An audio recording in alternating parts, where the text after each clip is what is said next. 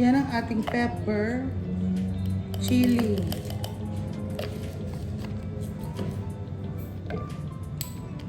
Tapos, ang cumin.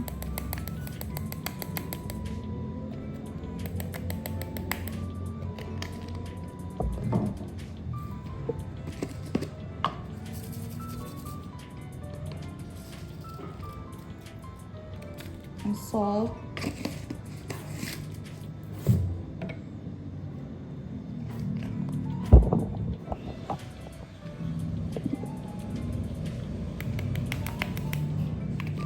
Ang turmeric. Oh. So ngayon ito, lalagay na natin.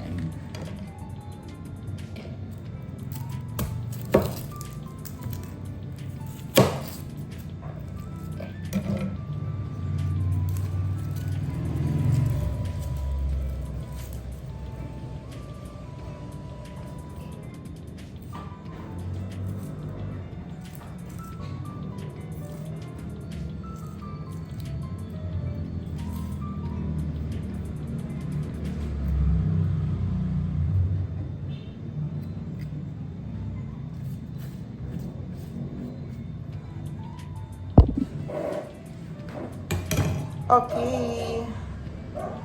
So it's now time for our chicken.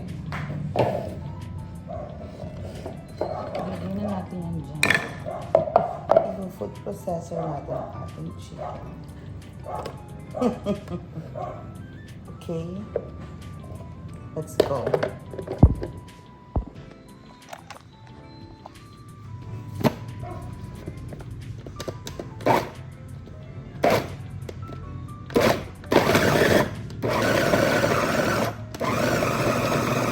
Perfect, diba?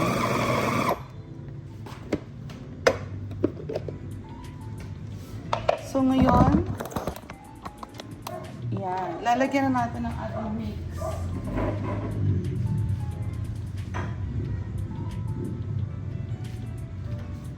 Ang ating mga parsley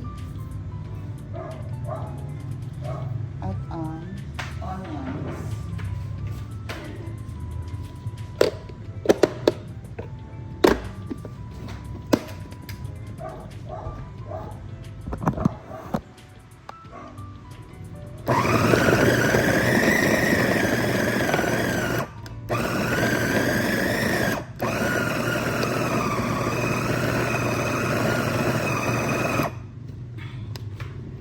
Ngayon,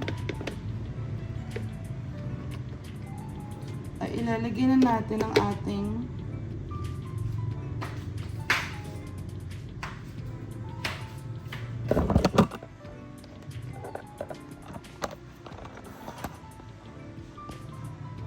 siya na ang spice.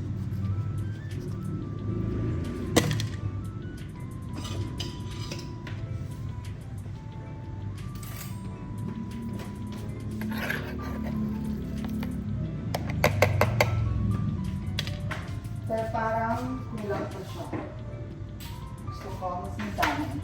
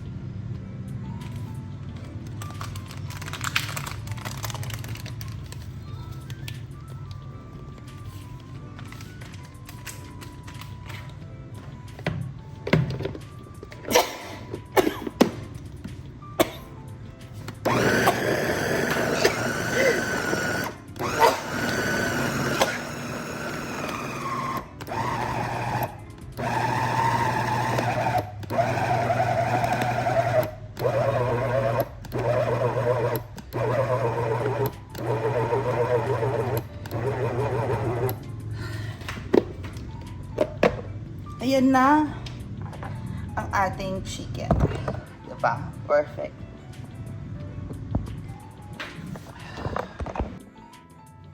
So now we are going to make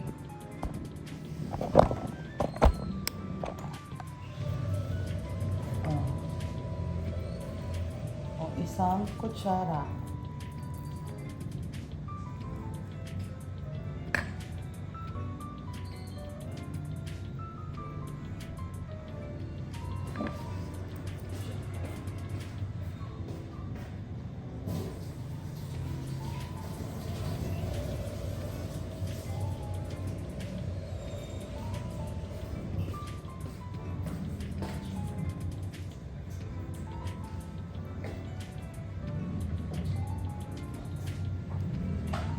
Lutuin mo na itong french fries. Order na yan, price. Ha? Order na yung price. Mauna mo. Lutuin mo na muna yun. Ito Kahit ganyan isang lang, ha? kutsara lang, no? Oo, Yan, no? ganyan. Oo. Yan. Tapos, hulog. Narn. Lagyan ko na ng konti ko dito. Picture ko. So, ganyan lang kalaki. Tama! Ganito kalaki, oh. Isa na siyang sausage. Oh, di ba? Yan yun. So, that is the trick. So, kasama yung french fries niyan, guys. Now, make sure, oh, di ba? Hindi naghihiwa-hiwala yung chicken natin. Kasi para siyang chicken nugget. Okay? So, balik na rin na natin. Ayan. And now, we will now taste our kebab. French fries is included. Ayan. So, now, yan na yung ating chicken kebab.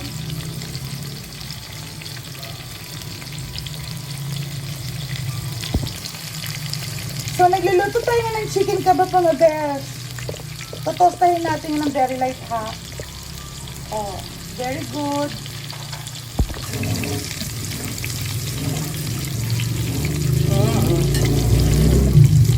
Yan, kailangan may toasted siya.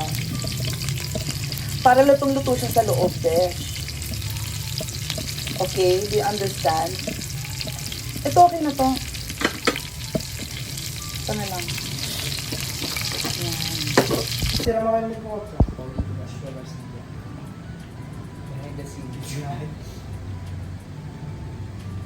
So, yan ang ating ano, di ba? Ang sarap.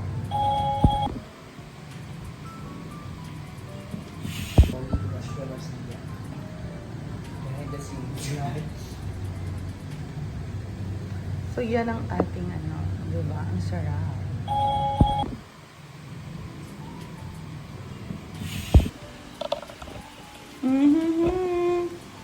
That's our